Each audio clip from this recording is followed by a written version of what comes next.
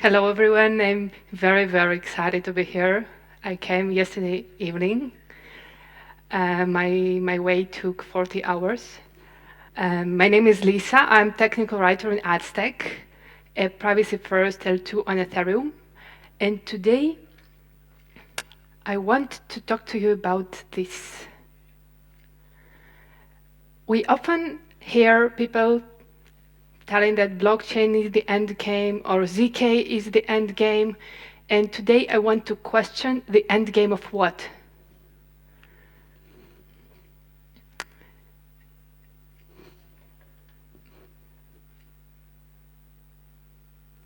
Just in case something went wrong, could go wrong, I will tell you in advance what I want to tell with all this talk.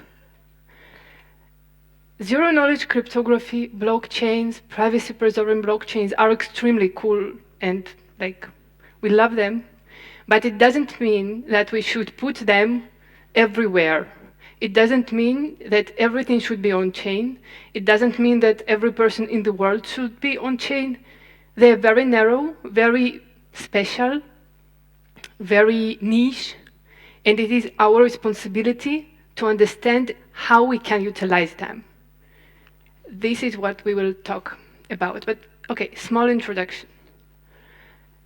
Our everyday life is a blend of physical and digital. For example, we all came here to be together physically in one venue, but we all also are checking the notifications all the time.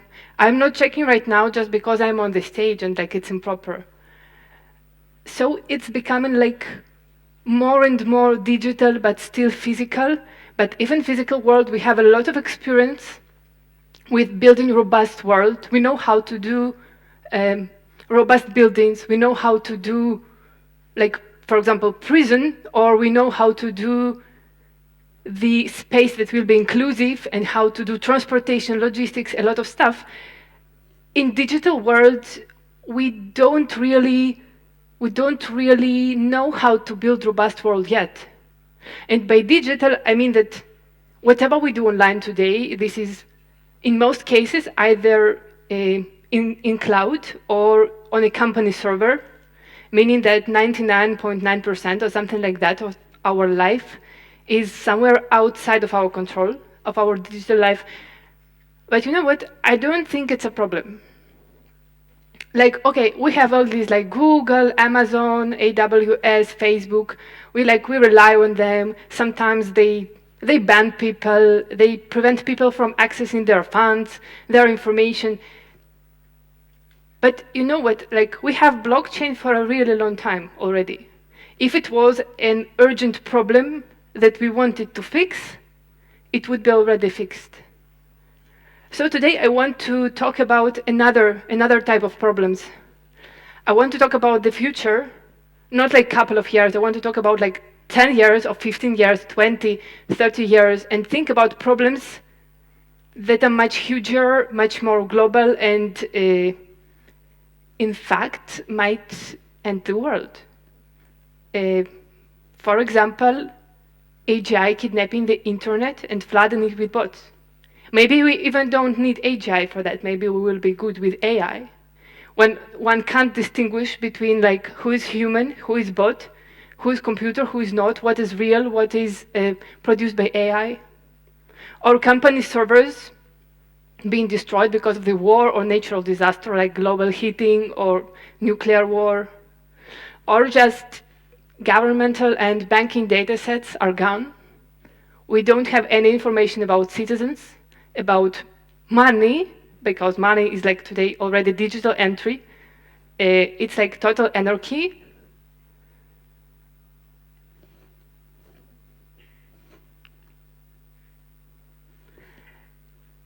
And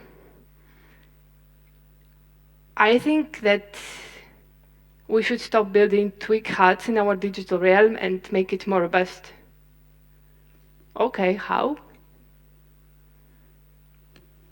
Obvious. Blockchains, privacy incorporated into blockchains, and zero-knowledge cryptography. But why these three? To make our digital reality robust enough, we need 4 components. We need permissionlessness, immutability, verifiability, and privacy. Just as a note, I don't claim that we need all of them in every product. No, we need to be able to combine different flavors of them to craft different products. And just like what we mean by this, by permissionlessness, we mean that cyberspace is equal for any human on the Earth. By mutability, we mean that humans have control over their life in cyberspace, and if they did something, no one can undo it. By verifiability, we mean an objective source of truth, and by privacy, we mean control over what is disclosed, when, and to whom. As you can see from these definitions, it's about flexibility. It's about what tools we can have. And it just happened this way that, yes, we can provide it with blockchain, privacy-preserving blockchain, and zero-knowledge proofs where blockchain provides us with permissionlessness and immutability, zero-knowledge cryptography provides us with verifiability, and privacy-preserving blockchains provide us with privacy. Okay, sounds obvious. We know what we need to do. We kind of understand that we can do it. The question is, why didn't we do it still? We have some problems. In blockchain, we all love our industry. We think that our industry is great, very impactful, very huge. Everyone is dreaming about blockchain in the world. And we see our industry like this.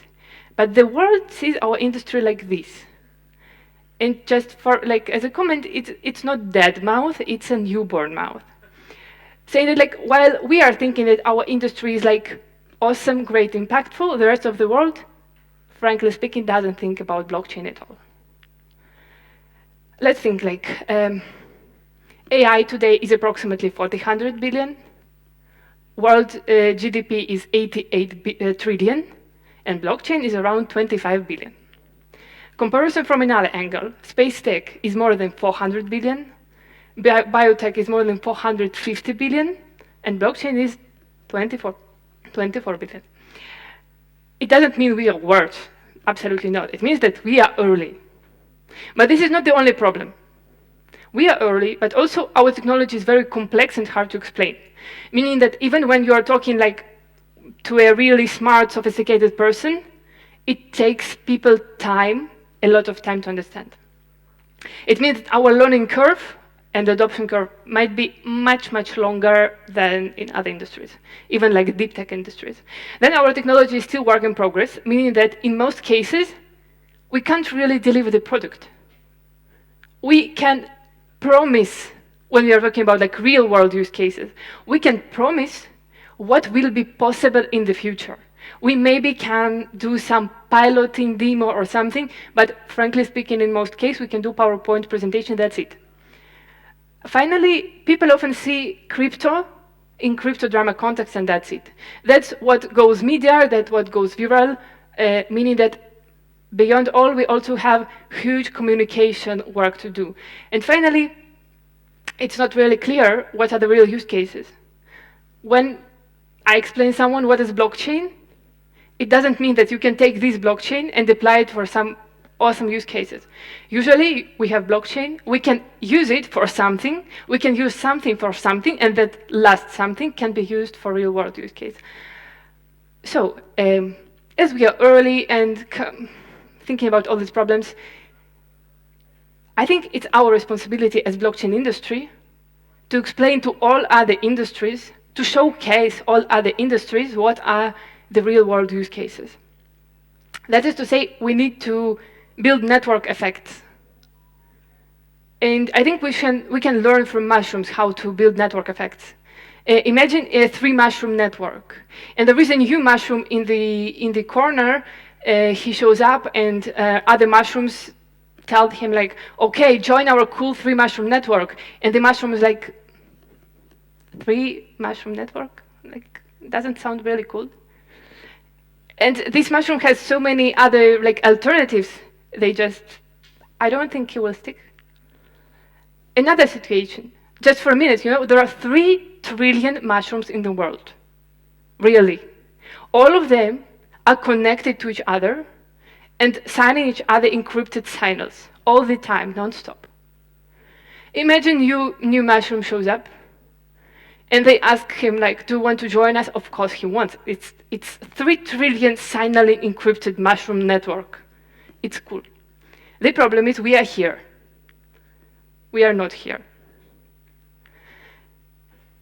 Meaning that it's just on us to be very committed to first units. To be very committed, I would say, to first hundreds of believers. And who I call believers, these are people outside of blockchain, absolutely outside of blockchain, who see how their industry or their vertical can benefit from blockchain.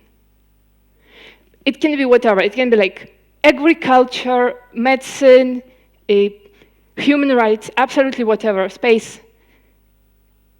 And these people should be sincerely convinced that their industry can get from blockchain something that they can't get from anything.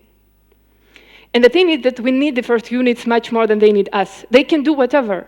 They can do space tech, they can do nanotechnology, a lot of very fascinating stuff. We need them much more than they need us, and I think we should keep it in mind. It's very important. One of great examples of network effects, of like manual network effects, is POAP. While Patricio was distributing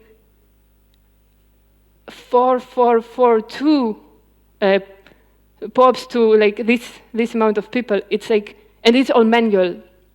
And I would say that network effects are built mostly manually for first years. So it's on us to figure out what are the use cases, and we are going to do it right now.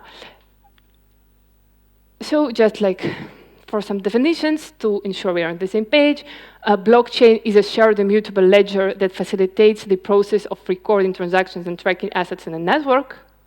Privacy-preserving blockchain is a blockchain where individuals can choose what information to disclose when to whom and in what format. And zero-knowledge protocol is a cryptography protocol with 2 parties, prover and verifier, where the prover can prove to the verifier a certain statement or a certain knowledge without disclosing any information except for the truth of the statement. So I will start with several use cases that are like more obvious. Then I will go with some use cases that are more fancy. Then I will go with structuring of all use cases. And then I will share with you my very, very favorite, most meaningful use case. So the first one, a programmable identity, when one can prove some statement, like for example, being older than 10 years old without disclosing any information except for that this fact is true. Whoever, gender, citizenship, how old, whatever, no, just one statement. Then we can also combine blockchain technology and zero-knowledge cryptography with other technologies, such as multi-party computation, for example. And this is the use case of combining data sets and models without disclosure. For example, we have a hospital with patients' data, we have a laboratory with some DNA data. We want to combine these 2 data sets and to run model on them without disclosing data sets to each other and without disclosing the model, for example. Then we can have a smart home with client-side data processing. Like this smart home that, like smart TV, smart speakers, smart light bulbs, smart sensors, everything very smart. And all these smart devices are sending the data to Google all the time non-stop. So if we use client-side proof generation, we can at least hypothetically construct the smart home where the data is processed client-side for real, not shared with Google or anyone. And inhabitants of this smart home can benefit from their data being collected, being processed, and their living experience being improved. That's more obvious use cases. Let's think about something more fancy like satellite coordination. We need to make some difference between 2 types of world objects. We have objects that are kind of digitally native. something that exists as a program from the very beginning. For example, the satellite's route, it's a program from the very beginning. We can think about it like being digital. But another type of objects is something that is not naturally digital, like if you want to know the state of a nuclear object, you need to have an observer, you need to have an oracle, you need to have something that will give you the information about the object. From my perspective, maybe we will have some solutions somewhere in the future, but from my perspective, we should mostly think about the first type of objects where we can benefit from it being digitally native. And satellite coordination is exactly an example of this. We have like many countries in the world, they have their satellites flying here and there, and they want to be sure that their satellites are safe. For this, they want to be sure that the satellites of their like friends or non-friends won't crash into their satellite. So they want to have proof of route, because 1 0 in code of satellite can make it crashing into another satellite or can make it like spinning forever. How it works now, it's like countries talking to each other and they're like, I promise that my satellite is going this way. And they're like, okay, I promise as well. And if something then happens, they're like, oh, sorry. Yes, we promised, but. So this is the first thing. We can have kind of proof of route. Then there is the thing like planetary defense. And you know, life on Earth has been already drastically impacted by asteroid before. It was with dinosaurs. That's why the dinosaurs disappeared, because of the asteroid hit.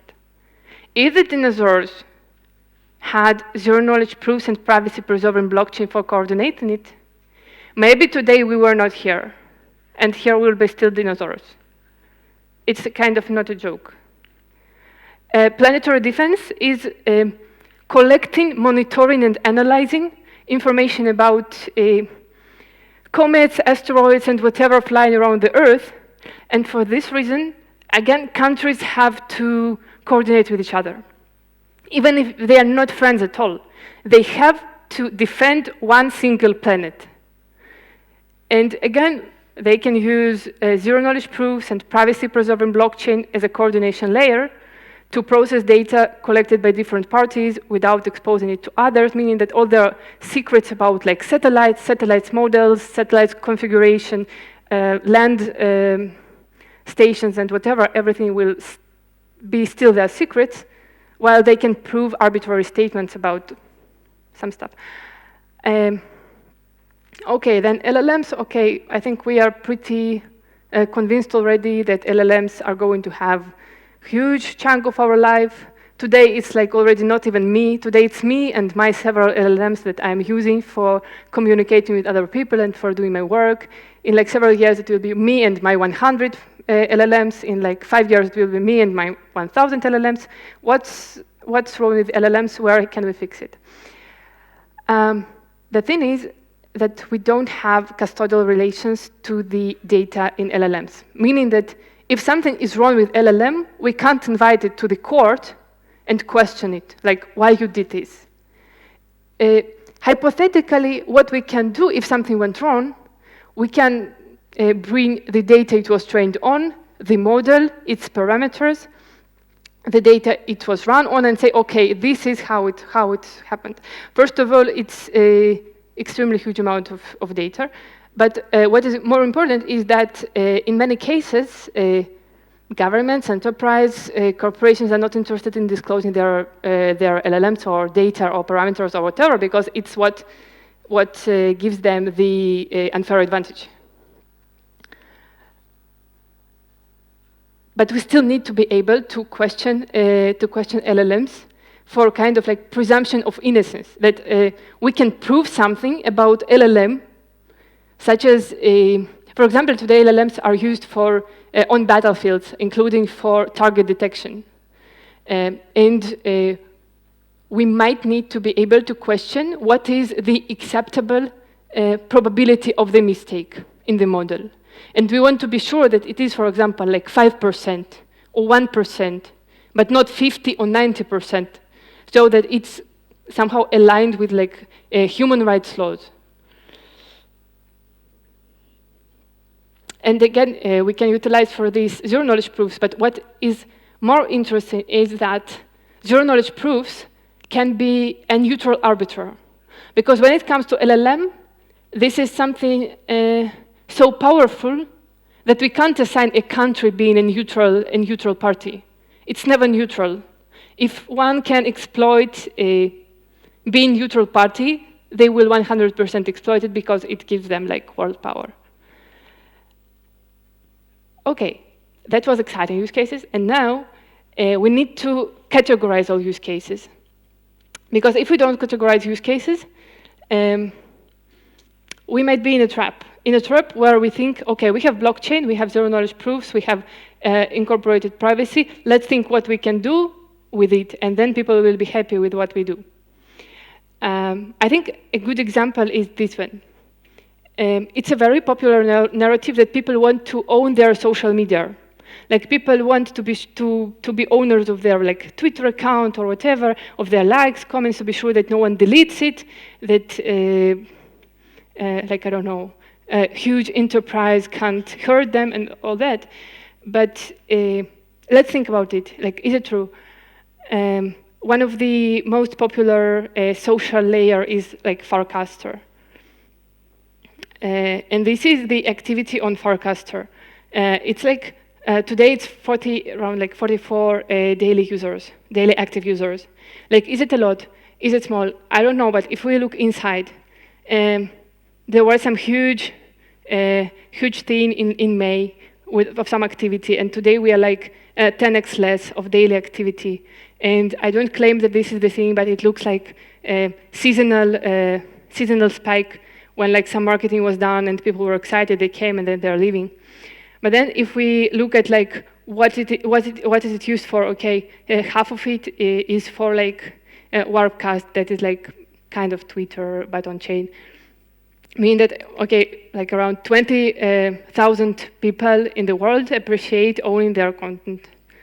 But then if we look at most popular casts, I won't read it, but it's like meme coin, airdrop, earn points, that's it. This is like how much people want to own their content. That's why we need to categorize use cases. We need to be able to understand what we can give. Then we need to analyze another side, what another side, like the world around us, wants to get, and then we can make this match where it matches. What can blockchain, incorporated privacy, and zero-knowledge proofs give us? Efficient coordination, where small number of individuals, small like hundreds or thousands of individuals, can coordinate efficiently to compete with much larger agents. This is saying there's like centralization or like dictatorship, for example. It's always very efficient because it is easy. One person says what to do, others do. That's it. Then we can use it for verifiable computation with kind of like truth objectivity. Then we can use it for data immutability and robustness. Then we can use it for improved economic efficiency. And finally, we can use it for privacy. Very quickly, we will go through a couple of examples for each use cases.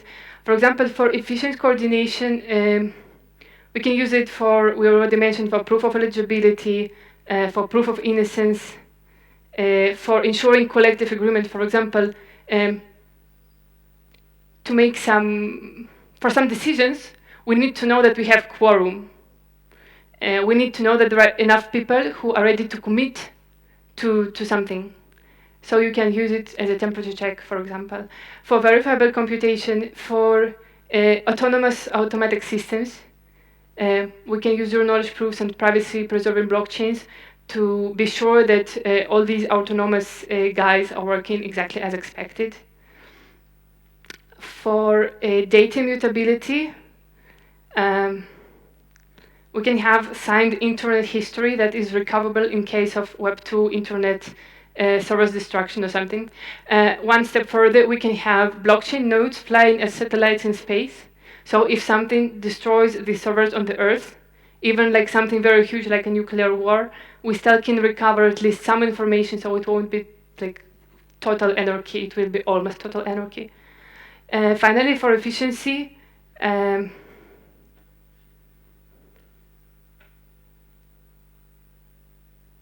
we can use it as a settlement layer of the world's assets. And for privacy, there are some cases where privacy, I think, still matters. For example, for brain-computer interfaces like Neuralink. If we want to protect what is happening in our brain and what is happening in our body chemistry, we still might want to have privacy for this. And before we are done, I want to share with you one last use case, because the title of the talk was If Blockchains Can Help Humanity to Survive, and it wasn't a clickbait. I think that there is at least one use case where there is only blockchain and zero knowledge proofs that can prevent some disasters. And this is the case of nuclear missiles coordination. It's not something new. This paper was from 2012, where people started thinking, okay, how we can use zero knowledge proofs for nuclear monitoring, nuclear war prevention, and all that stuff. But it was pretty early that time. I think it's a good time now. I will tell you a bit of how it works. When some country detects a nuclear missile coming, they have approximately 10 to 25 minutes until it hits the ground. And the thing is that it's impossible to detect who launched it, because the detection can rely on the trajectory, but the country doesn't know if the rocket, the missile, is going to go over its area or it's going to hit the area. And the thing is that most nuclear powers have the policy to react on warning. So if they think that the missile might hit their area, their official policy is to launch all their missiles that they have. And this means absolutely the end of the world, I guarantee you. So what we have, we need a proof where we have no time, and the cost of the mistake is the end of the world. And this is a very important point, the last one, that the cost of the mistake is the end of the world. It means that all parties have an incentive to chip into something where their optimal behavior is honest behavior. How it works today, like by the protocols, we, thanks God, don't know how it works in reality. If a country detects that there is a missile that might hit their area, their president should call the president of the country who might be the launcher and ask, did you launch this missile towards us? That's it. And the thing is that they have very, very little time. The president might be unapproachable. He might sleep, she might sleep, or like, sorry for saying this, they might be dead already. And that's it. The communication breaks at this point. And if the country can't get a proof that someone didn't launch the missile toward them, their official policy is to launch all rockets that they have, all missiles, all nuclear missiles that they have. And this is the end. I honestly don't know how exactly it might work. But today, when it comes to launching any, it's all very computerized. It's all today about code. When it is about code, if it is already digital native, it means that I think we can construct something that will generate these proofs. So our takeaways. First of all, the industry we are dealing with, zero knowledge proofs, blockchain, it is very serious. It's not memes, it's not jokes, it's not Twitter. It's something very serious that might be very impactful for the world. The thing is, it might be very impactful. We are not guaranteed it will be. And it is absolutely our work to deliver to other industries, to other domains, to other verticals, how it can help them. And this is like I would claim this is everything. This is like space tech, agrotech, medtech, biotech, ML, military, social, robotics, everything. Then the real landscape of zero knowledge proofs and blockchains are hard to predict how it will be in 20 years. But I think that we should be a bit of visionary here. We shouldn't think about things that are like the problem now or the problem tomorrow. We should think a bit forward, like 20 years, 10 years, because it is the moment where all our proofs generation and blockchains will be really ready for using them, where we can give people not promises but working technology. Then, what else I should say? Yeah, it will take us time. It will take us time. It is not easy. It is pretty complicated. We compete with Web 2. It's not like we have blockchain, we are the best in the world. No, we compete with Web 2. We compete with all other industries, with everything. But anyway, we should, if we're here because we believe that zero knowledge proofs and blockchain and privacy preserving blockchain are game changing, we should do it. Like, even if it is very hard, if it takes us 10 years or 20 years, we should do it. Yes, and that's it. These are my contacts. If you any time want to talk about blockchain use cases or whatever, you're very welcome. I love talking about it. I love thinking about it. That's it. Thank you.